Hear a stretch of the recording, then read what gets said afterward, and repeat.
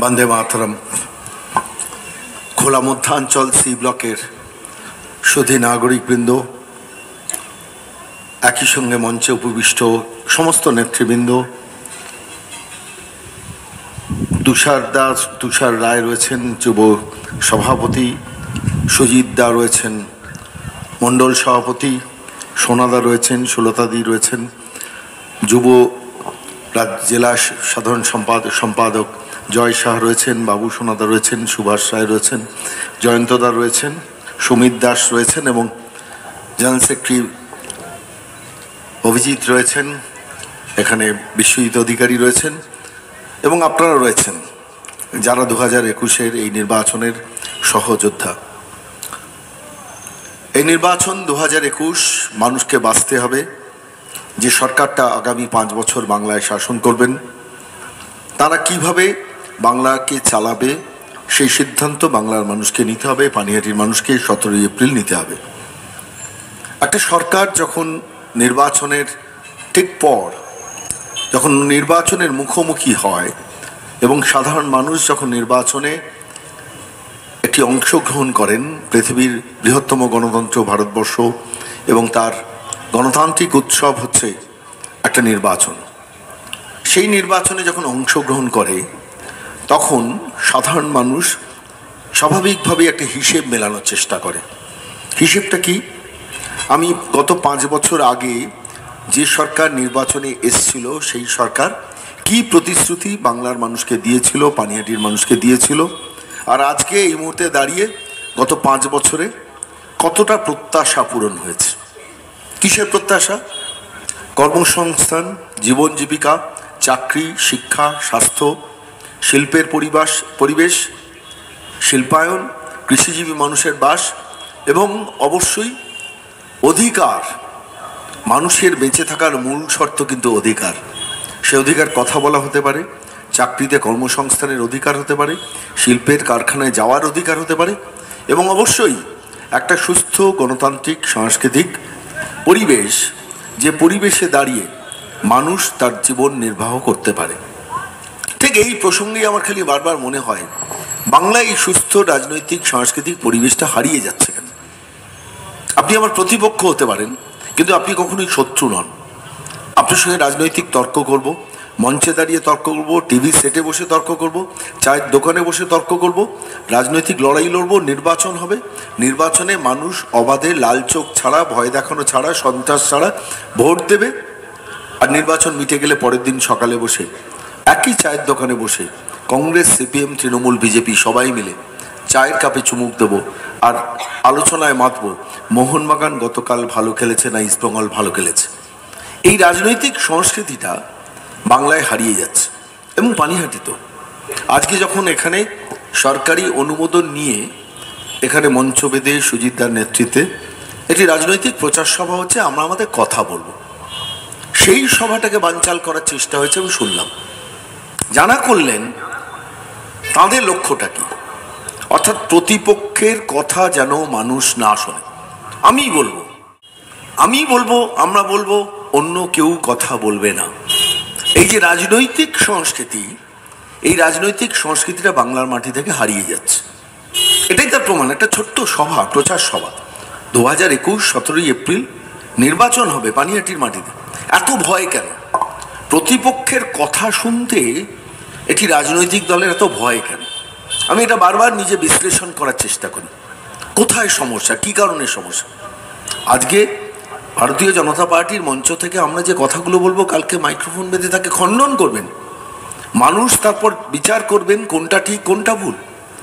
সেই সাংস্কৃতিক ঐতিহ্যটা বাংলার মাটি, পানিহাটির মাটি থেকে হারিয়ে যাবে দিনের পর দিন। আমি গত কিছুদিন আগে আমার সারাদিন প্রচার সভা সংগঠিত করার পর এই অঞ্চলেরই একটি স্থানে এসেছিলাম আমার একজন রাজনৈতিক সতীর্থ, তার সঙ্গে কথা বলতে। এবং রাত্রিবেলা যখন এসছি, গাড়িটা দাঁড় করিয়ে তার বাড়িতে গেছি, ফিরে এসে যখন সেই গাড়িতে উঠতে যাচ্ছি, ঠিক দেখলাম মাস্তান বাহিনী ঘিরে ফেললো গাড়িটা। শেষ পর্যন্ত ঘোলা থানাকে আসতে হলো এবং সেখানে এসে আমাদের রেস্কিউ করতে হলো। কেন এই রাজনৈতিক সংস্কৃতিটা হারিয়ে যাবে? মানুষ কথা বলতে পারবে না, মানুষ রাজনৈতিক সতীর্থদের সঙ্গে কথা বলতে পারবে না, নির্বাচনী বক্তব্য রাখতে পারবে না, লাল চোখ, সন্ত্রাস। এটা আসলে মূল কারণ একটা অন্য। মূল কারণটা হচ্ছে ক্ষমতা যখন ক্রিমিনালরা দখল করে, আমি এই কথার দায়িত্ব নিয়ে বলছি, প্রশাসনের মধ্যে যখন ক্রিমিনালাইজেশন হয়, অর্থাৎ সমস্ত দুর্বৃত্ততা ক্ষমতা ভোগ করার জন্য ভেতরে ঢুকে পড়ে, তখন তারা ক্ষমতাটা ছাড়তে চায় না। এবং এই ক্ষমতাটা যখন ছাড়তে চায় না, তখন তাদের ভয় হয় মানুষ যদি আমাদের বিরুদ্ধে ভোটে রায় দেয় তাহলে আমার কি অবস্থা হবে। এই ভয় থেকে, এই আতঙ্ক থেকে এক একটি রাজনৈতিক দল সন্ত্রাস ছড়ায়, যা আজকে শাসক দল তৃণমূল কংগ্রেস করছে। এবং এর পেছনে আরো একটি মৌলিক কারণ আছে, এই যে প্রশাসনের মধ্যে ঢুকে পড়া। কারণ কি? শুধু কি ক্ষমতা দখল করা? ক্ষমতা দখল করার পেছনে থাকে অর্থ লোভ, বৈষয়িক লোভ। ধরুন আমি যদি একটা কাউন্সিলর, আমি এলাকার মানুষের জনসেবা দেওয়ার জন্য মানুষের কাছে এসেছি, এবং আসার পর আমি 5 বছরে একটা টালির বাড়ি থেকে 3 তলা বাড়ি করে নিলাম। আগে বছরের শেষে দীঘায় বেড়াতে যেতাম, এখন মালয়েশিয়া কিংবা থাইল্যান্ড বেড়াতে যাই। বছরের শেষে পরিবার নিয়ে সপরিবারে বিদেশ ভ্রমণ করি। আমার মাসে যে আয় ছিল তার 10 গুণ বেশি আয় হয়ে গেল একজন নির্বাচিত কাউন্সিলর হওয়ার ফলে। এই পরিবেশটা মমতা বন্দ্যোপাধ্যায় বাংলার মাটিতে দিয়েছে। আমি কেন এ কথা বলছি? এখানে এতক্ষণ মঞ্চে বসেছিলেন সুলতাদি, দীর্ঘদিনের বাম আমলের একজন কাউন্সিলর। এই মানুষটি, আমি কিছুদিন আগে আপনারা হয়তো দেখেছেন, ঘোলার বাজারের দোকানে হাতে চায়ের ক্যান নিয়ে চা বিক্রি করে জীবনযাপন করছেন।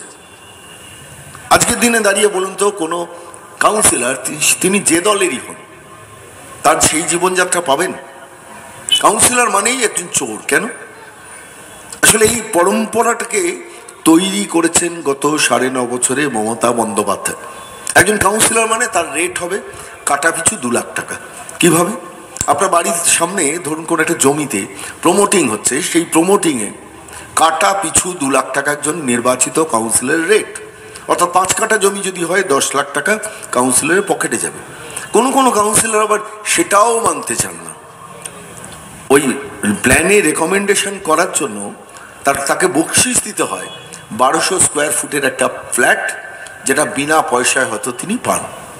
এবং তাও শুধু তাতেও নয়, দক্ষিণমুখী হতে হবে, অর্থাৎ গরমকালে দক্ষিণের বাতাস যাতে ঢোকে, পূর্বমুখীও হতে হবে। তার কারণ শীতের কালে রোদ্দুরটা যেন তার বাড়িতে ঢোকে।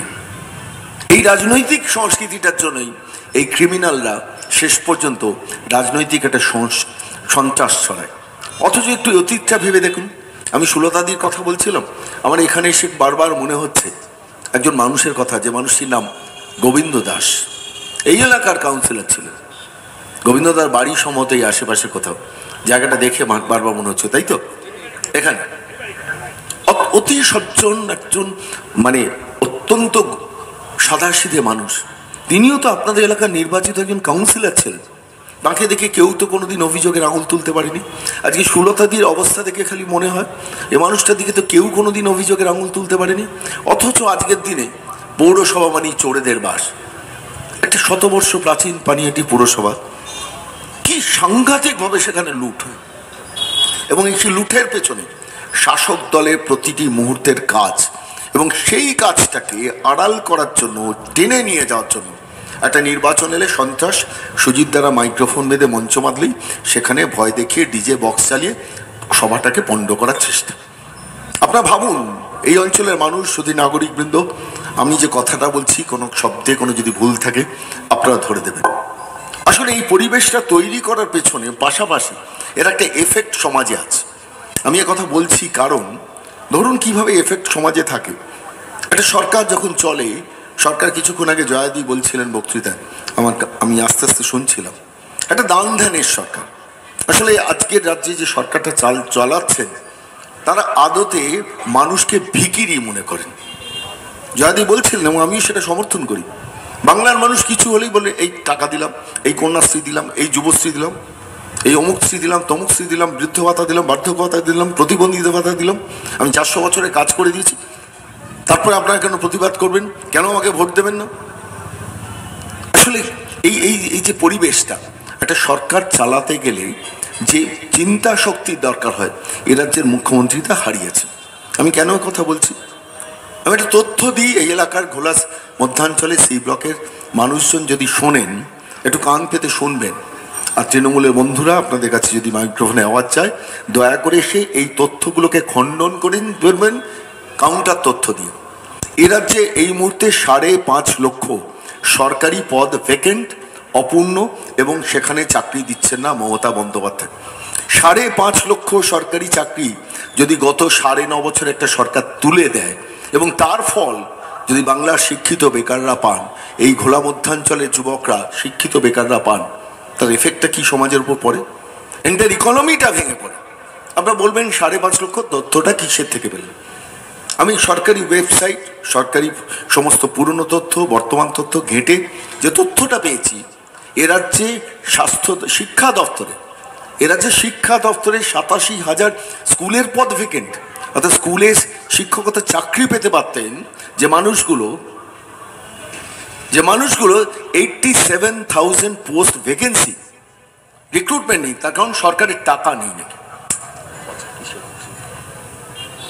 এই সরকারের কোনো টাকা নেই। আপনি বলতে চান মমতা বন্দ্যোপাধ্যায়কে সরকারের টাকা নেই? আদতে কি সরকারের টাকা আছে? আমি সে প্রসঙ্গে পরে আসছি। রাজ্য পুলিশে এই মুহূর্তে ভ্যাকেন্সি 75,000 পদ, যেখানে একটা sub inspector of police SI পদে চাকরি পেতে পারতেন, কনস্টেবলের চাকরি পেতে পারতেন এই অঞ্চলের মানুষ, এই অঞ্চলে বেকার যুবকরা। সেই 75,000 পদকে ভ্যাকেন্ট করে রেখে দিয়েছেন মমতা বন্দ্যোপাধ্যায়। বলতে যান সরকারি নাকি টাকা নেই। শুধু কলকাতা পুলিশে 45,000 পদ ভ্যাকেন্সি, শুধু কলকাতা পুলিশে 45,000 পদ ভ্যাকেন্ট। আপনারা ঘোলা মধ্যাঞ্চলের মানুষ যাদের কাছে মাইক্রোফোনে আওয়াজ যাচ্ছেন, একটু তথ্যগুলো শুনুন। এ রাজ্যে পিওনের চাকরি, 1,30,000 ভ্যাকেন্সি, 1,30,000 ভ্যাকেন্সি। আমি কেন বলছি এই তথ্যটা? 2015 সালের 16ই ডিসেম্বর নেতাজি ইন্ডোর স্টেডিয়ামে যখন 2016 নির্বাচন আসছে, ঠিক তার অব্যবহিত আগে এ রাজ্যের মুখ্যমন্ত্রী ঘোষণা করেছিলেন যে আমরা সরকারে এলে 60,000 ছেলে মেয়েকে রিক্রুট করবো। এটা একটা টেন্ডেন্সি ওর। যে কোনো একটা নির্বাচন এলেই রাজ্যের মুখ্যমন্ত্রী ঘোষণা করেন এত লোকের চাকরি দেব। তখন ঘোষণা করলেন। 2016 গেল, 2017 শেষ পর্যন্ত গ্রুপ ডির একটা পরীক্ষা হলো। আপনারা সবাই ভাবলাম যে শেষ পর্যন্ত হয়তো আমাদের ছেলে মেয়েগুলো অন্তত পিওনের চাকরিটাই রাজ্যে পাবে। কি দেখলাম আপনারা? 18 লক্ষ বাংলার ছেলে মেয়ে একটা গ্রুপ ডি পিওনের পদে চাকরির পরীক্ষায় বসছিল সেদিন 2017 সালে, এবং তার মধ্যে থেকে শুধু রিক্রুটমেন্ট হয়েছিল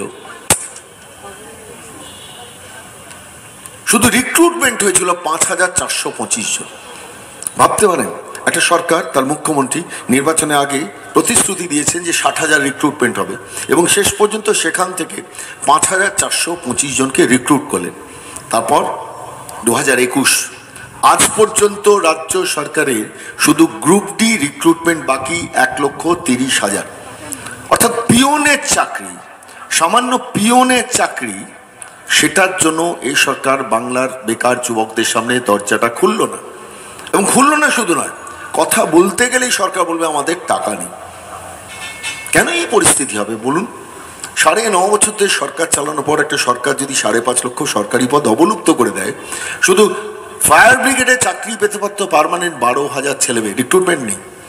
আপনারা শুনলে চমকে যাবেন, একসময় তৈরি হওয়া লাইব্রেরিগুলোর সংখ্যা প্রায় 5,700, 5,700 লাইব্রেরিয়ানের পদ আছে এ রাজ্যে। তার মধ্যে প্রায় 3,500 ওই লাইব্রেরিয়ানের পদে কোনো রিক্রুটমেন্ট নেই। অর্থাৎ এখানকার ছেলে মেয়েগুলো যদি লাইব্রেরি সায়েন্স পড়ে পড়াশোনার জন্য একটা লাইব্রেরিতে চাকরি করার চেষ্টা করতো, সপাটে তার সামনে দরজাটা বন্ধ করে দিলেন রাজ্যের মুখ্যমন্ত্রী মমতা বন্দ্যোপাধ্যায়। আর ঠিক এর পাশাপাশি খেলা মেলা উৎসব মৎসবে টাকা আছে সরকারের। আমি এই কথাটা বলছি এই কারণে, এই করোনা কালে লকডাউনের সময় আপনারা জানেন, লকডাউনের সময় মানুষের জীবন যখন বিপর্যস্ত, সেই সময় দাঁড়িয়ে একটা সরকার ক্লাবগুলোকে 2 লাখ টাকা করে বিলি করেছিল। ক্লাবগুলোকে 2 লাখ টাকা করে বিলি করুন, কোনো আপত্তি নেই। কিন্তু পাশাপাশি যে ক্লাবগুলোর অস্তিত্ব নেই, কোনো রাজনৈতিক নেতা নিজের নামে বাড়িতে একটা ক্লাব বানিয়ে রেজিস্ট্রি করে মাসে বছরে 2 লাখ টাকা সরকারের কাছে তুলে নিয়ে যায়, সেটা আনন্দবাজারে বেরিয়েছিল।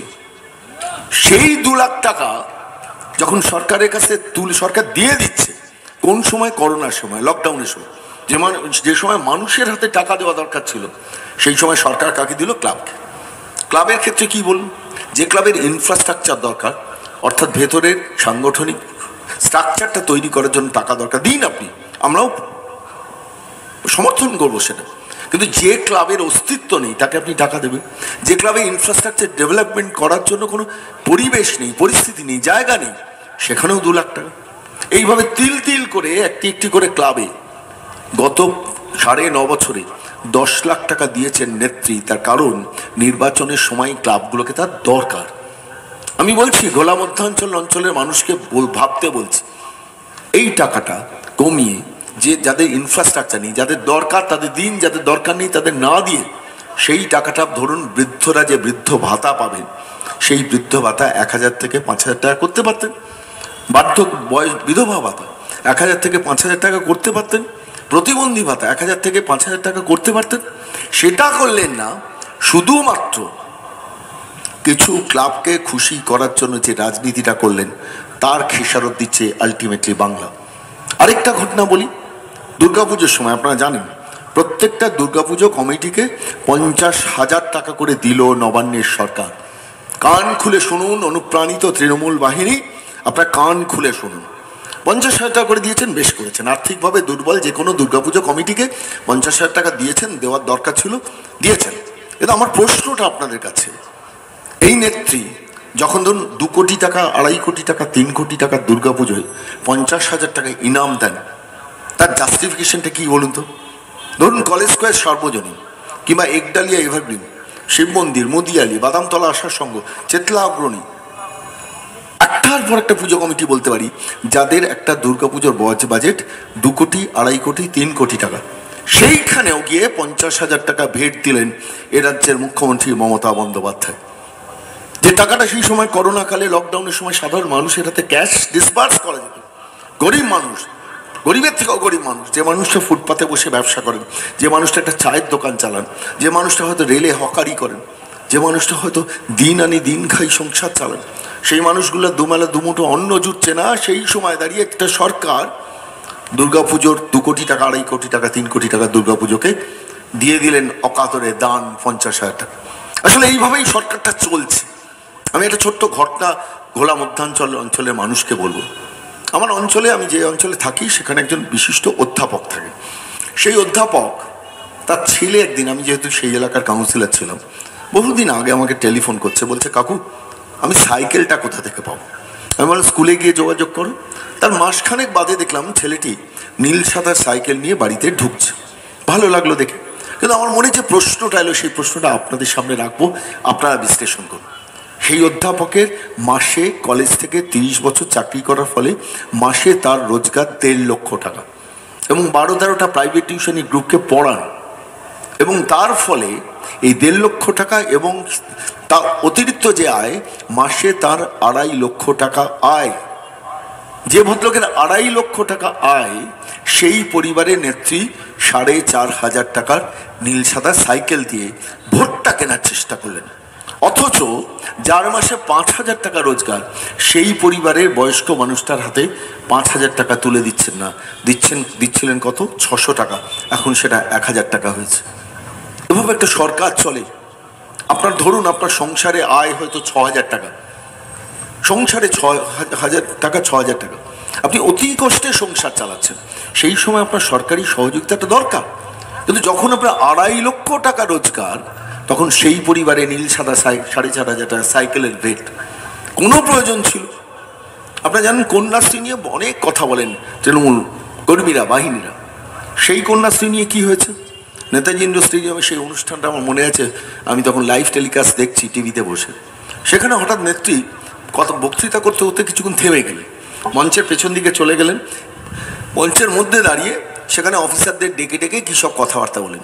5 মিনিটের মধ্যে মঞ্চে সে মাইক্রোফোন অ্যানাউন্স করলেন 2019-এর লোকসভা নির্বাচনে এখন থেকে সবাই কন্যাশ্রী পাবেন। জনতা হাততালিতে ফেটে উঠল। আমরা বাংলার মানুষ কি দেখলাম বা কি শুনলাম বা কি পড়লাম, শেষ পর্যন্ত সরকার সবাইকে কন্যাশ্রী দিচ্ছে, এবং যে পরিবারে 3 লাখ টাকা মাসে আয়, যে ব্যবসায়ী, তার কন্যা ওই স্কুলে পড়ার জন্য ওই কন্যাশ্রীর টাকাটা 1000 টাকাটা পাচ্ছে। কোনো প্রয়োজন আছে যে পরিবারে 3 লাখ টাকা রোজগার, ব্যবসায়ী, তাকেও 1000 টাকা দিয়ে দেওয়া হলো? অথচ সেই 1000 টাকা তো গরিব মানুষকে দেওয়া যেত, বৃদ্ধ ভাতা, বার্ধক্য ভাতা, প্রতিবন্ধী ভাতা বা বিভিন্ন প্রকল্পের মধ্যে দিয়ে টাকাটা দেওয়া যেত। আসলে তেলা মাথায় তেল ঢালতে ঢালতে একটা সরকার 9.5 বছর চালিয়েছেন। এখন বুঝতে পেরেছেন, বাংলার মানুষ ক্রমে ধরতে পেরেছে।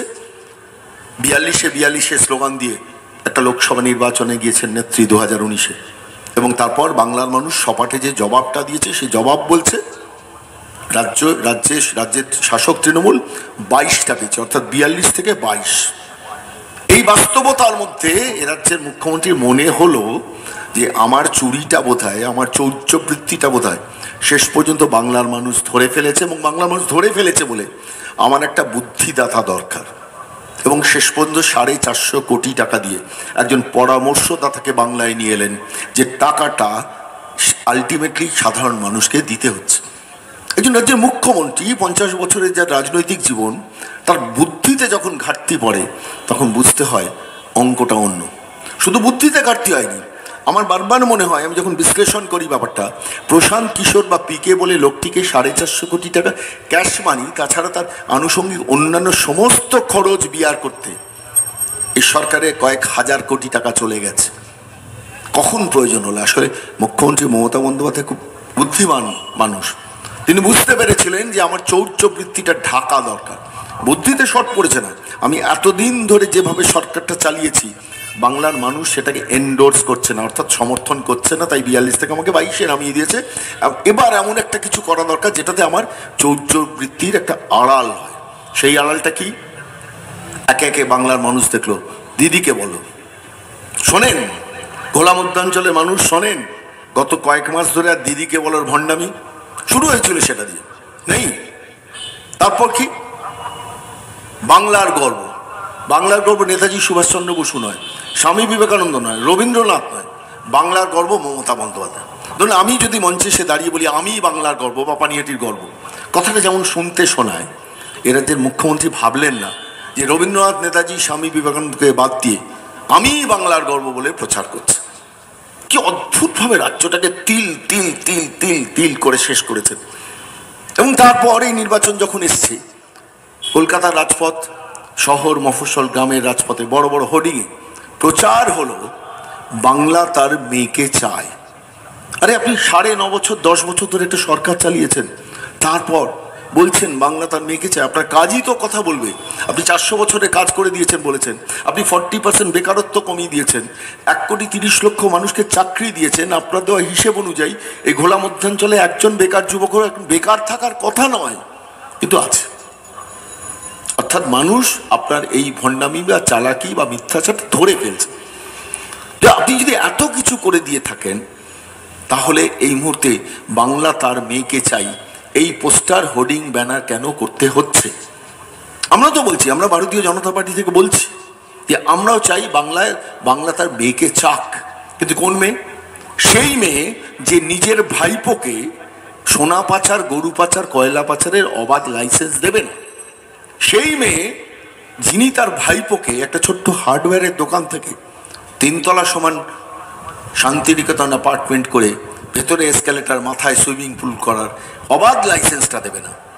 আমরা তো চাই, আমরা ভারতীয় জনতা পার্টি থেকে বলছি, আমরা বাংলায় সেই মেয়েকে চাই যে মেয়ে ফিজিক্সে মাস্টার ডিগ্রি করার পর, পিএইচডি করার পর, এমফিল করার পর এই বাংলায় একটা 20,000 টাকার চাকরিও জোটাতে না পেরে শেষ পর্যন্ত ব্যাঙ্গালোর, গুজরাট, মধ্যপ্রদেশ, রাজস্থান বা কর্ণাটকে পড়ে আছেন।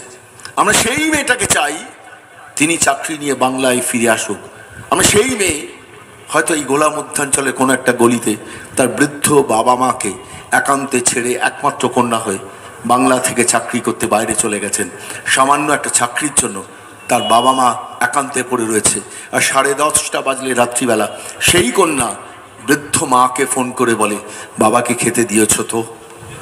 সেই মেয়ে যখন বাড়ি ফেরে 1 বছর বাদে বাবা মার জন্য উপহার নিয়ে, বৃদ্ধ বাবা বয়সকালে হাউ হাউ করে কেঁদে মাথায় হাত ঠাকান, মা জড়িয়ে ধরেন কন্যাকে। আর সেই কন্যা যখন এক সপ্তাহ বাদে বাবা মাকে ছেড়ে আবার চাকরিস্থলে ফিরে যান। বাবা ডুকরে কাঁদেন, চোখ মোছেন, মা হাউ করে কাঁদেন। মেয়ে চলে যায় চাকরি করতে, কর্মসংস্থানের জন্য। যাকে 20,000 টাকার একটা চাকরি এই বাংলা দিতে পারেনি মমতা বন্দ্যোপাধ্যায়ের প্রশাসন। আর তারপর একজন মহিলা নেত্রী, মুখ্যমন্ত্রী বাংলার মানুষকে শোনান, আমি 400 বছরের কাজ করে দিয়েছি। আমি খালি বারবার এই জায়গাটা ভাবি, বাংলার শিক্ষিত বেকাররা কেন, কি অপরাধ করেছেন? 5.5 লক্ষ চাকরি তার কাছ থেকে কেন কেড়ে নিয়েছেন? একটা সিঙ্গুরে প্রায় তৈরি হয়ে যাওয়া টাটার কারখানা আজকে যদি বাংলায় থাকতো, আর একটা জামশেদপুর এই বাংলা উপহার পেতে পারতো। সেই সিঙ্গুরকে আজকে 10 বছর বাদে মনে পড়েছে। নেত্রীর তৃণমূল বন্ধুরা কান খুলে শুনুন, উত্তরটা দিন বাংলার মানুষকে। একটা তৈরি হয়ে যাওয়া কারখানা সিঙ্গুর থেকে তাকে তাড়িয়ে সিঙ্গুর বিজয় দিবস পালন করেছিলেন। 3 কোটি টাকা দিয়ে শেড ভেঙে গুড়িয়ে দিয়েছেন নেত্রী। এই অঞ্চলের বহু ছেলে মেয়ে সেখানে চাকরি পেতে পারত, একটা জামশেদপুর তৈরি হতে পারত, দিলেন না। এবং তারপর যখন 2011 ক্ষমতা এলেন, তখন আমরা সংবাদ মাধ্যমে শুনেছি, পড়েছি, নেত্রী বলেছেন, এই নেত্রী বলেছেন 6 মাসের মধ্যে শিল্পায়ন করে দেখাবো। মেনেছিল, বাংলার মানুষ বিশ্বাস করেছিল, তার কথাকে বিশ্বাস করেছিল। এবং সেই কথাকে বিশ্বাস করে একটা সাদা শাড়ি, একটা টালির বাড়ি, একটা হাওয়াই চটিকে বিশ্বাস করে একজন 8 পৌরে বাঙালি মধ্যবিত্ত মহিলাকে রাইটার্সে পৌঁছে দিয়েছিল ম্যাসিভ ম্যান্ডেট দিয়ে। এবং রাইটার্স থেকে তিনি চলে গিয়েছেন নবান্নে। তিনি 9.5 বছর বাদে, 10 বছর বাদে বাংলার মানুষের কাছে এখন রায় চাইতে গিয়ে বুঝতে পেরেছেন বাংলার মানুষ মুখ ঘোরাচ্ছে। এবং তখন পায়ে একটা প্লাস্টার দরকার এবং একটা হুইল চেয়ার দরকার। এবং বাংলার মানুষের কাছে গিয়ে তার হোমিওপ্যাথি ট্রিটমেন্ট না করে, অ্যালোপ্যাথি ট্রিটমেন্ট না করে, সিম্প্যাথি ট্রিটমেন্ট নিয়ে বাংলার মানুষের কাছে ভোট ভিক্ষে চাইতে যাচ্ছে। এটাই তো বাংলার ইতিহাস। বলুন এই এলাকার তৃণমূলের বন্ধুরা, বলুন সারা বাংলায় কোনোদিন রাজ্যের মুখ্যমন্ত্রীকে একবারের জন্য দেখেছেন কোনো সংবাদপত্রে বিজ্ঞাপন দিতে? যে বিজ্ঞাপনে মুখ্যমন্ত্রী মমতা বন্দ্যোপাধ্যায় ফিতে কাটছেন, একটা বড় কারখানার ফিতে কাটছেন, দেখান। যদি সাহস থাকে, বুকের পাঠা থাকে, এইখানে দাঁড়িয়ে মঞ্চ বেঁধে বলে যান। পানিহাটির মানুষকে বলুন আপনি আসবেন, আপনার প্রার্থীকে 20 বছরের বিধায়ককে জেতানোর জন্য আপনি পানিহাটিতে আসবেন।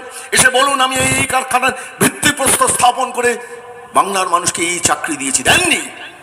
ক্রমাগত মিথ্যাচার করতে করতে মানুষকে ভিখিরি ভেবেছেন।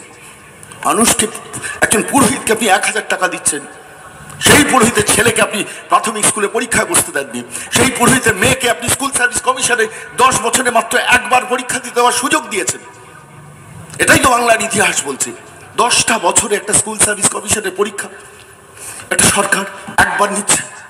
10টা বছরে প্রাইমারি স্কুলের পরীক্ষা একটা সরকার 2বার নিচ্ছে। আর আপনি বলছেন 400 বছরের কাজ করছেন। একজন পুরোহিতকে বলছেন কি 1000 টাকা নিন।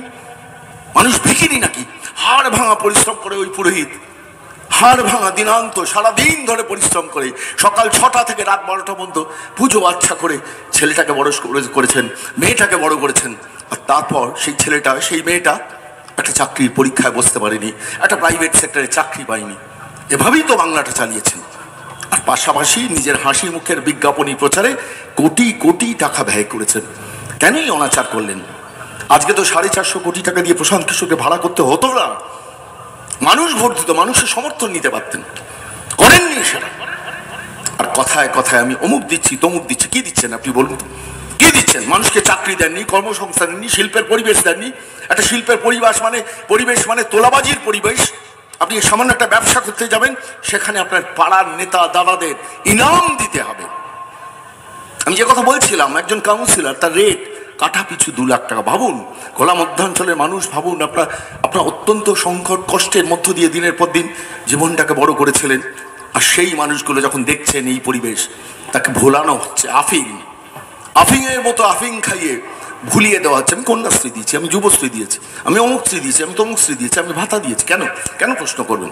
আপনি চাকরিটা দেননি, কর্মসংস্থান দেননি। আর পাশাপাশি ভণ্ডামিটা পুরো মাত্রায় করেছেন। কি ভণ্ডামি? শ্রীরামচন্দ্রের মধ্যে আপনার গালি পেয়েছেন। মনে পড়ে এলাকার মানুষের?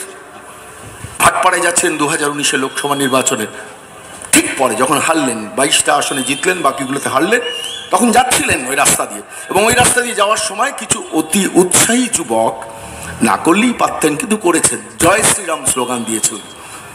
এবং জয় শ্রীরাম স্লোগান শোনার পর এ রাজ্যের মুখ্যমন্ত্রী কি বলেছেন মনে আছে?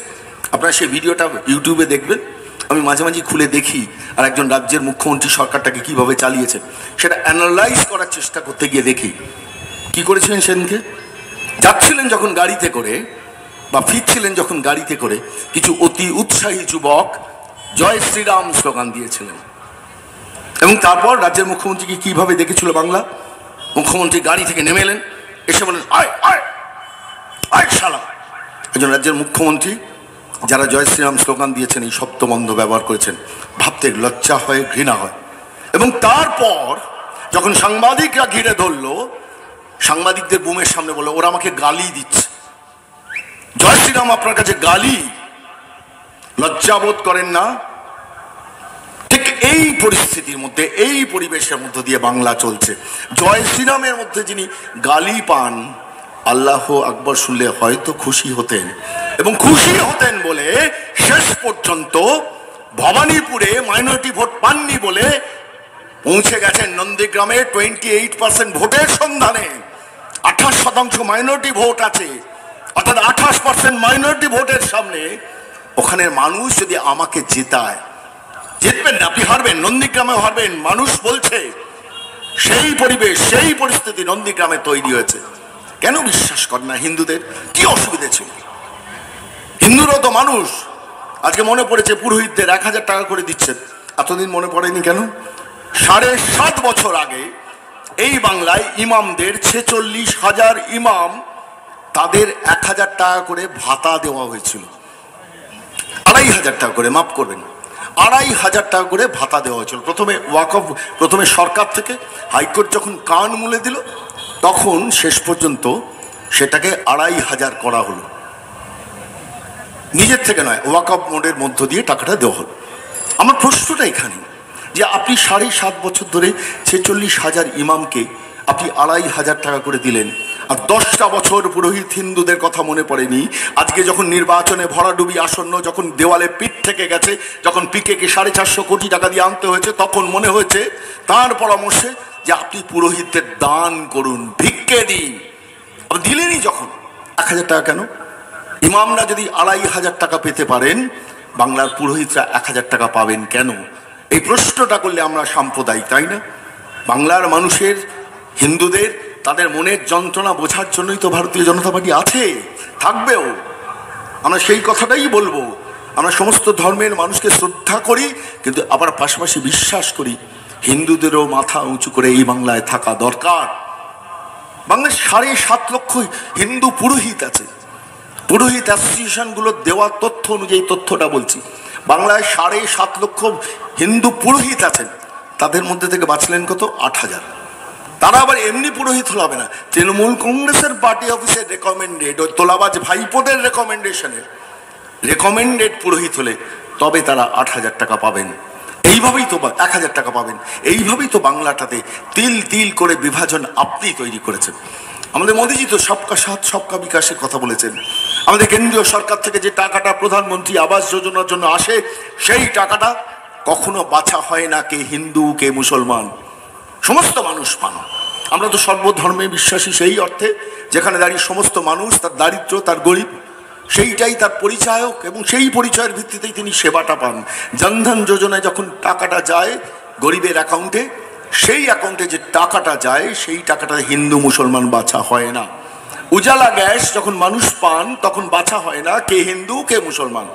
অথচ আমরা সাম্প্রদায়িক, আর ওরা ধার্মিক, এমন ধর্মনিরপেক্ষ যেখানে দাঁড়িয়ে বাংলার মানুষকে শেষ পর্যন্ত 10 বছর বাদে পুরোহিত ভাতা পেতে হয়। চিন্তা করুন, ভাবুন, এই অঞ্চলে ঘোলা মধ্যাঞ্চলে সি ব্লকের মানুষ ভাবুন, এইভাবে এই অসভ্যতা নিয়ে কেন, কিভাবে একটা সরকার চলবে? আমাদের প্রশ্নটা এখানে। যেভাবে রাজ্যে সরকার চলছে সেভাবে পানিহাটিতেও একটা সরকার চলছে, এবং 20 বছরের বিধায়ক রয়েছে। আমি খালি মাঝে মাঝে ভাবি, জানেন, একজন 20 বছরের বিধায়ক পানিহাটির জন্য কি না করতে পারতেন। একটা 5 বছরের বিধায়ক তপন চ্যাটার্জির কথা মনে পড়ে। 72 থেকে 77 সাল এই মানুষটি পানিহাটিতে বিধায়ক হয়েছিলেন। 72 সাল থেকে 77 সাল একটা ইচ্ছে শক্তিকে ভর করে, অত্যন্ত কঠিন একটা সময়, সেই সময়ে দাঁড়িয়ে এই তপন চ্যাটার্জি পানিহাটির মানুষকে দিয়েছিলেন পানিহাটি স্টেট জেনারেল হসপিটাল, যাকে আমরা ঘোলা হাসপাতাল বলে চিনি। এই পানিহাটির মানুষকে তপন চ্যাটার্জি দিয়েছেন একটা ঘোলা হসপিটাল। এই পানিহাটির মানুষকে তপন চ্যাটার্জি দিয়ে গিয়েছেন একটা ফেরি সার্ভিস। এই পানিহাটির মানুষকে তপন চ্যাটার্জি শুধু 5 বছরের টার্মের মধ্যে দিয়ে গিয়েছিলেন একটা ইলেকট্রিক চুল্লি। 1974 সালে ভোলা সেনকে নিয়ে এসে তার উদ্বোধন করিয়েছিলেন। আজকের দিনে দাঁড়িয়ে বলুন তো, 1974 সাল, যে সময় এন্টায়ার উত্তর 24 পরগনা জেলায় কোথাও কোনো ইলেকট্রিক চুল্লির কথা মানুষ শোনেনি, সেই সময় দাঁড়িয়ে একটা ইলেকট্রিক চুল্লি উপহার দিয়েছেন পানিহাটির মানুষকে। আর 20 বছরের বিধায়ক, 20টা বছরের একজন বিধায়ক পানিহাটি স্টেট জেনারেল হসপিটালকে আজও সুপার স্পেশালিটি হসপিটাল কেন করতে পারলেন না? এই প্রশ্নটা বারবার আমাকে পীড়িত করে বলে ঘোলা মধ্যাঞ্চলে সি ব্লকের সমস্ত নাগরিকদের কাছে এই প্রশ্নটা আপনাদের সামনে রাখছি। আপনারা ভাবুন, পারতেন না? চেষ্টা করলে পারতেন না? 20টা বছর আপনি হাতে সময় পেয়েছেন, একটা ঘোলা হসপিটালকে সুপার স্পেশালিটি হসপিটাল তৈরি করলে এই এলাকার মানুষই তো উপকৃত হতো। প্রতি রাতে বাপিদাকে যখন বিভিন্ন বাপি, আমাদের বাপি কুণ্ডু রাজনৈতিক আমাদের অত্যন্ত শ্রদ্ধার মানুষ, সেই মানুষটাকে যখন প্রতি রাতে কেউ পীড়িত হলে পিজি কিংবা এসএস কেমে ছুটতে হয়, আপনার বাড়িতে যদি রাত 2:30-টের সময় কারোর হার্ট অ্যাটাক হয়, আপনার ভরসা করবেন কোলা হাসপাতালের ওপর? রেকমেন্ডেড হবে সেই পেশেন্ট কলকাতায়। একটা 20 বছরের বিধায়ক পারলেন না। আমরা তো বলছি, আমরা নির্বাচিত হলে, আপনাদের ভালোবাসা পেলে, আশীর্বাদ পেলে, আমাদের প্রথম দিনে প্রথম কাজ হবে ঘোলা হসপিটালকে সুপার স্পেশালিটি হসপিটালে পরিণত করার উদ্যোগটা নেওয়া। সেই উদ্যোগটা আমরা শুরু করবো। আমরা কথা দিচ্ছি ঘোলা মধ্যাঞ্চলের মানুষের কাছে। এই মিনিমাম এক্সপেকটেশন টু পানিহাটির মানুষ চেয়েছিল, পাইনি। তার পরিবর্তে কি দেখলো? চণ্ডীতলা পুকুর, আপনারা জানেন, মেন রোডের উপর দিনে দুপুরে ভরাট করে দেওয়া হলো। কে ছিলেন, কারা ছিলেন, কোন জামাই, কোন ছোট পুত্র পেছনে ছিলেন, পানিহাটির মানুষ তাকে জানতে চাইছে। পুরসভা আটকালো না, বাধা দিল না। দিনের পর দিন এই অবিচার। একটা সোদপুর মধ্যমগ্রাম বারাসাত রোড, আপনারা বলুন তো, একটা দিক 2 ফুট উঁচু করে দিলেন। পাশের দোকানদারদের কথা ভাবলেন না? কেন্দ্রীয় সরকারের প্রকল্পের টাকাগুলো নিয়ে এসে আমি রাস্তা 2 ফুট উঁচু করে বললাম আমি সর্বকালের অমুক অমুক অমুক অমুক। পানিহাটির মানুষ তো জানতে চায়, একটা রাস্তা 2 ফুট উঁচু করে পাশের দোকানদারদের বিপজ্জনক অবস্থায় ফেললেন, শুধু নয়, একদিক করলেন, আরেক দিক করলেন। অর্থাৎ টাকা ওই দিদির ভূতেরা খেয়ে নিয়ে গেছে। কেন্দ্রীয় সরকারের প্রকল্পের টাকাগুলো এইভাবে ছিনতাই হয়েছে পানিহাটির মানুষের কাছ থেকে। আজকে আবার নির্বাচন এসছে, এখন আবার নতুন করে আরেকটা দিকে রাস্তা তৈরি হচ্ছে। ফলত যারা অটো চালক, যারা টোটো চালক, যারা সাধারণ মানুষ বাসে করে যাচ্ছেন সোদপুর স্টেশনে, 15 মিনিটের পথ 45 মিনিট লাগছে। এই যন্ত্রণা কেন পানিহাটির মানুষ ভোগ করবে? দিনের পর দিন পানিহাটির মানুষ তো বিশ্বাস করেছিল, আস্থা রেখেছিল। 2009, 2011, 2013, 2014 একটার পর একটা নির্বাচনে তৃণমূল কংগ্রেসকে ভোটে জয়ী করেছে পানিহাটির মানুষ। তারপর 24 ঘন্টা পরিশ্রুত জলের কথা মনে পড়ে। 2009 সৌগত রায় নির্বাচনে বলেন আমাদের ক্ষমতায় আনুন, আমরা শুরু করব। 2011 20 বছরের বিধায়ক নির্বাচনে দাঁড়ালেন, মানুষকে প্রতিশ্রুতি দিলেন ক্ষমতায় আনুন, আমরা করব। 2013 পানিহাটি পুরসভা নির্বাচন, সেই নির্বাচনে মানুষকে প্রতিশ্রুতি দেওয়া হলো 24 ঘন্টা জল পাবেন। তারপর 2014 লোকসভা নির্বাচন, সেখানেও সেই প্রতিশ্রুতি। তারপর 2016 বিধানসভা নির্বাচন, সেখানেও সেই প্রতিশ্রুতি। তারপর আজকে আপনারা ঘোলা মধ্যাঞ্চলের মানুষ ক ঘন্টা জল পান বুকে হাত দিয়ে বলুন তো? 4 ঘন্টা, 5 ঘন্টা, খুব বেশি হলে 6 ঘন্টা। তাও আবার সব জায়গায় ঠিকঠাক মতো পড়ে না। এবং শুধু তাই নয়, সেই জলকে আপনারা বিশ্বাস করতে পারেন না বলে বহু মানুষকে জারি করে জল কিনে খেতে হয়। হয় কিনা বলুন, আপনারা বলুন। জল কিনে খেতে হয় একটা রাজ্যে, একটা পুরসভায়, যেখানে দাঁড়িয়ে 24 ঘন্টা পরিশ্রুত জলের প্রতিশ্রুতি দিয়ে বারবার মানুষের সমর্থন পেয়েছেন। 2009, 2011, 2013, 2014, 2016, 2019 বারবার পানিহাটির মানুষ আস্থা রেখেছে। কোথায় গেল সেটা? 246 কোটি টাকা কেন্দ্রীয় সরকারের প্রকল্পের টাকা এই রাজ্যে জওহরলাল নেহেরু আরবান রিনিউয়াল মিশনের মধ্য দিয়ে শুধু পানিহাটির জন্য এসেছিল। শোনা যায় 150 কোটি টাকার বেশি মূলত খরচ হয়নি, অথচ 246 কোটি টাকা কেন্দ্রীয় সরকারের কাছে বিল করে টাকাটা তুলে নিয়ে গেছেন কারা? তারাই আবার মানুষের কাছে আসছেন ভোট চাইতে। তারাই আবার আমাদের একটা ছোট্ট পথসভা হলে সেখানে ডিজে বক্স বাজিয়ে সেই প্রোগ্রামটাকে বানচাল করার চেষ্টা করছেন, তাই না? বলুন, পানিহাটির মানুষকে উত্তর দিন। 7.5 বছর ধরে পানিহাটি পুরসভা দখল করে রেখেছেন। জয়াদি বলছিলেন নির্বাচন নেই আড়াই বছর। ভাবুন তো, আপনার সংবিধান আপনাকে অধিকার দিয়েছে প্রতি 5 বছর অন্তর নির্বাচন। মমতা বন্দ্যোপাধ্যায় এবং তার প্রশাসন পানিহাটির মানুষের সেই অধিকারটা কেড়ে নিল। একটা পুরসভা নির্বাচন পর্যন্ত হতে দিচ্ছেন। কেনই অন্যায় হবে, কেনই অবিচার হবে? করুন না, মানুষকে দিন না, কথা যেটুকু পারবেন সেটুকু করুন। সেইটুকু কাজ করলেন না, আর আজকে পানিহাটির মানুষের ম্যাসিভ ম্যান্ডেট চাইতে আসছেন আবার নতুন করে। বুঝে গেছেন 20 বছরের বিধায়ক, মানুষ কথা কইছে না, তাই রাগ মানুষের উপর। নেত্রী যে ভাষায় কথা বলছেন, 20 বছরের বিধায়ক কত নির্বাচনী প্রচারে বেরিয়েছিলেন নীলগঞ্জ রোডে, সেখানে একজন মানুষ রেসপন্ড করেনি বলে তাকে অশালীন ভাষায় আক্রমণ করলেন। যে ভাষাটা আপনাদের কাছে নতুন করে বলতে লজ্জা লাগছে বলে বলছি না। আসলে এইভাবেই পানিহাটির মানুষকে দেখেছেন। আমি আমি আমি আমি নেত্রী করেন, ইনিও আমি আমি আমি। আমার ছোট কন্যা কাউন্সিলর হবে, বড় কন্যা আগে কাউন্সিলর ছিল। আমার ছোট পুত্র ঠিকাদারদের নেতা হবে, বড় পুত্রকে ঘোলা কলেজের মাথায় বসিয়ে রেখে অবৈধ রিক্রুটমেন্টের প্রশ্রয় দেবো, ভাইকে পানিহাটি পুরসভার চেয়ারম্যান করব, এবং ভাই প্রয়াত হলে সেখানে ছোট কন্যাকে বসানোর চেষ্টা করব। যখন তৃণমূলের সতীর্থ কাউন্সিলররা বিদ্রোহ করলেন, টুক করে গিয়ে নিজে বসে পড়লেন। অর্থাৎ একটি পরিবার সর্বস্ব রাজনীতিতে পানিহাটি ডুবছে, অথচ সেই পানিহাটির মানুষের অগাধ আস্থা ছিল এই দলের প্রতি। আমরা খালি বারবার বলছি, ভারতীয় জনতা পার্টির মঞ্চ থেকে বলছি, আমরা একটা সুশাসন দেবো বাংলার মানুষকে, পানিহাটির মানুষকে আমরা একটা পরিচ্ছন্ন প্রশাসন উপহার দেবো, যেখানে দাঁড়িয়ে আপনি জানতে পারবেন আপনার কি কি হক আছে, কি কি অধিকার আছে, সেগুলো জানার অধিকার আপনার থাকবে। আমরা বলছি ভারতীয় জনতা পার্টি নির্বাচিত হওয়ার পর প্রত্যেক মা বোনেরা মহিলারা সরকারি বাসে বিনা পয়সায় চড়তে পারবেন। আজকে রাজ্যের একজন মহিলা মুখ্যমন্ত্রী 10 বছরের শাসনে রাজ্যের মহিলাদের সেই অধিকারটা দেয়নি, ভারতীয় জনতা পার্টি দিচ্ছেন। সরকারে আসার পর কোনো মহিলাদের সরকারি বাসে ভাড়া দিয়ে উঠতে হবে না। আমরা বলছি প্রত্যেক বিধবা ভাতা 1000 টাকার পরিবর্তে 3000 টাকা করে দেব। আমরা বলছি প্রত্যেক পুরোহিতের 1000 টাকা নয়, ন্যূনতম ভাতা হবে 3000 টাকা। প্রত্যেক বয়স্ক মানুষের ভাতা হবে 1000 টাকার পরিবর্তে 3000 টাকা। যে কোনো কন্যা তিনি হায়ার সেকেন্ডারি পাশ করলে তার অ্যাকাউন্টে 2 লাখ টাকা একসঙ্গে ঢুকে যাবে। আমরা বলছি ভারতীয় জনতা পার্টি থেকে প্রতি বছর public service commission, school service commission, college service commission, primary স্কুলের পরীক্ষাগুলো নিয়ম করে হবে, যা তুলে দিয়েছেন মমতা বন্দ্যোপাধ্যায় গত 10টা বছর ধরে। আমরা বলছি বাংলার মাটিতে দাঁড়িয়ে প্রতিটি সরকারি চাকরিতে 33% রিজার্ভেশন হবে মহিলাদের জন্য। আমরা বলছি বিদ্যুৎ, যে বিদ্যুতের মূল্য আপনারা কজন জানেন, গোলা মধ্যাঞ্চলের মানুষ জানি না। গত 9.5 বছরের তৃণমূল নেত্রী তার আশ্রয়ে প্রশ্রয়ে ক্যালকাটা ইলেকট্রিক সাপ্লাই কর্পোরেশন এবং রাজ্য বিদ্যুৎ পর্ষদ অর্থাৎ West Bengal state electricity corporation 9.5 বছরে 17 বার বিদ্যুৎ বাড়িয়েছে, বিদ্যুতের দাম বাড়িয়েছে। আজ থেকে 10 বছর আগে বিলটা খুলে দেখুন, হয়তো 220 টাকা পেমেন্ট করতেন, আজকে আপনাকে 2200 টাকা ইলেকট্রিকের বিল মেটাতে হয়।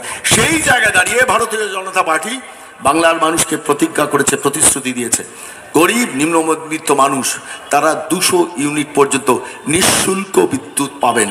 ভারতীয় জনতা পার্টি বলছেন সমস্ত ক্ষুদ্র ব্যবসায়ী, ছোট ছোট ব্যবসাদাররা যারা ব্যবসা করেন, দিন নির্বাহ করেন, তাদের আগামী 5 বছর 2 টাকা দামে বিদ্যুৎ সাপ্লাই করা হবে।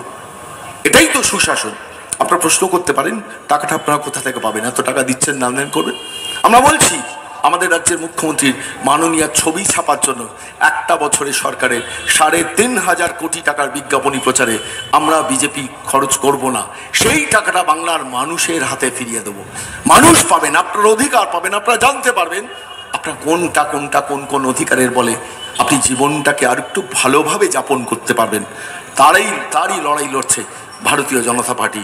আপনাদের আশীর্বাদ থাকবে কিনা সেটা সিদ্ধান্ত আপনাদের, কিন্তু আপনাদের একটু ভালোভাবে বাঁচার অধিকার আছে। তার কারণ আপনারা সেই পানিহাটির মানুষ যেখানে তপন চ্যাটার্জি 5টা বছরের সুযোগে পানিহাটিকে সোনায় মুড়ে দিয়ে গিয়েছিলেন। আপনারা সেই পানিহাটির মানুষ যেখানে একদা পিয়ারি বোস্টম ঘাট রোডে নেতাজি সুভাষচন্দ্র বসু এসে গঙ্গার জল তুলে নিয়ে পালেদের দুর্গা তালেনে গিয়ে অনুশীলন সমিতির সদস্যদের মাথায় ছিটিয়ে দিয়ে চরৈবতী বলেছিলেন। আপনারা সেই পানিহাটির মানুষ যেখানে দাঁড়িয়ে রবীন্দ্রনাথ ঠাকুর বাল্যকালে গোবিন্দ হোমে এসে তার জীবনের সোনালী কিছু মুহূর্ত কাটিয়ে গেছেন। আপনারা সেই পানিহাটির মানুষ যেখানে 500 বছর আগে শ্রী শ্রী চৈতন্য দেব এসে পা দিয়েছিলেন মহোৎসব তলায়। আপনার সেই পানিহাটির মানুষ যেখানে আচার্য প্রফুল্ল চন্দ্র রায় এই পানিহাটিতে দাঁড়িয়ে একটার পর একটা বিদ্যাসাগর কটমিল, বঙ্গোদয় কটমিল, বঙ্গশ্রী কটমিল, বাসন্তী কটমিল তৈরি করে তাঁত শিল্পের পুনরুত্থান ঘটিয়েছিলেন। আজকে কোথায় হারিয়ে গেল সেই শিল্প উৎপাদন? আপনার সেই পানিহাটির মানুষ যেখানে সোদপুরের গান্ধী আশ্রমে স্বাধীনতার ক্রান্তিকালে নেতাজি সুভাষচন্দ্র বসু এসে গান্ধীজির সঙ্গে সলা পরামর্শ করতেন। আর সেই পানিহাটিতে আজকে অলিতে গলিতে অলিতে গলিতে শুধু তোলাবাজদের দাপট হবে, আর আকাশে বাতাসে ম ম করবে ওয়াগান বেকারদের গন্ধ। আপনারা সহ্য করবেন কিনা সিদ্ধান্ত আপনাদের। 17 এপ্রিল সিদ্ধান্ত নেওয়ার দিন। যদি ভুল করেন মনে রাখবেন ভবিষ্যৎ আপনাদের ক্ষমা করবে না, আমাদেরও ক্ষমা করবে না। তার কারণ আপনারা যদি আজকে তৃণমূলকে ভোট দেন, সেই দিনটা আসতে পারে যখন আপনি দেখবেন আপনার চোখের সামনে মাস্টার ডিগ্রি করা একটা ছেলে কিংবা একটি মেয়ে পড়াশোনা শেষ করার পর একটা ডোমের চাকরিও পাচ্ছে না, একটা পিয়নের চাকরিও পাচ্ছে না। পাশের ঘরে বৃদ্ধ বাবা হিসেবে দেখছেন ছেলেটা সারা দিন শুধু প্রাইভেট টিউশনি করেছে, মাথা গুঁজে চোখের জলে বালিশ ভেজাচ্ছে। আপনি বৃদ্ধ পিতা হিসেবে চোখটা মুছে পাশের ঘর থেকে সরে আসবেন। কিন্তু সেই পুত্র যদি পরের দিন সকালে উঠে আপনাকে প্রশ্ন করে, বাবা তুমি আমাকে কেন পড়াশোনাটা শিখিয়েছিলে, তুমি কেন আমাকে তৃণমূল কংগ্রেস পার্টি অফিসে যাওয়াটা প্র্যাকটিস করানি? তার কারণ যদি সেটা করতে তাহলে আমার বাড়ির উল্টো দিকে মাধ্যমিকে 3rd ডিভিশন পাওয়া তৃণমূল কংগ্রেস কর্মীটা আজকে মাসে 1 লাখ টাকা রোজগার করে, বাথরুমে এয়ার কন্ডিশন মেশিন বসায়, এসইউভি গাড়ি চড়ে ঘুরে বেড়ায়, বছর ভোর বিদেশ ভ্রমণ করে, আর আমি মাস্টার ডিগ্রি পেয়ে প্রাইভেট টিউশনি করে সংসার চালাচ্ছি। কেন তুমি আমাকে পড়াশোনা শিখিয়েছো? কি উত্তর দেবেন বৃদ্ধ পিতা হিসেবে? সেই প্রায়শ্চিত্ত করার সময় তখন থাকবে না। সেই প্রায়শ্চিত্ত যাতে না করতে হয় 17 এপ্রিল দিনটাকে বেছে নিন। একবার বিজেপির ওপর আস্থা রাখুন, ভরসা রাখুন, বিশ্বাস রাখুন। দীর্ঘদিন ধরে বাংলার মাটি দেখেছে কংগ্রেস শাসন, দীর্ঘদিন ধরে বাংলার মাটি দেখেছে সিপিএম শাসন, দীর্ঘদিন ধরে বাংলার মাটি দেখেছে তৃণমূল শাসন।